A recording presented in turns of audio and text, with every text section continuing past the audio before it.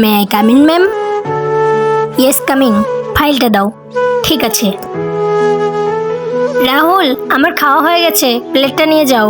আপনি জানেন আপনার খাবার যা বেঁচে যায় সেটা রাহুল কি করে? ম্যাডাম, আপনার খাওয়া হয়ে গেছে, তাহলে আমি প্লেটটা নিয়ে যাই। হ্যাঁ, নিয়ে যাও।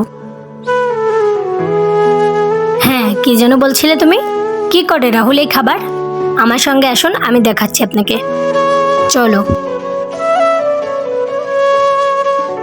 রাহুল, তুমি কি করছো? কিছু না ম্যাডাম। তুমি বাড়ি থেকে খাবার আনো না? না ম্যাডাম, আমি বাড়ি থেকে কিছুই আনতে পারি না। আমার বেতনের বেশিরভাগ টাকাই আমি গ্রামে পাঠিয়ে দিই। সবসময় ভগবানের কাছে প্রার্থনা করি যেন আমার পরিবারটা ভালো থাকে। রাহুল, আজ থেকে আমি তোমার স্যালারি 5,000 টাকা বাড়িয়ে দিচ্ছি। আর কাল থেকে আমি দুটো লাঞ্চ নিয়ে আসবো, একটা তোমার জন্য আর একটা আমার জন্য। অনেক মানুষ আছে যারা দুবেলা দুমুঠো খেতে পারে না। আমরা সবাইকে তো আর সাহায্য করতে পারবো না, তো আমাদের সাথে যারা কাজ করে তাদের তো আমরা সাহায্য করতেই পারি।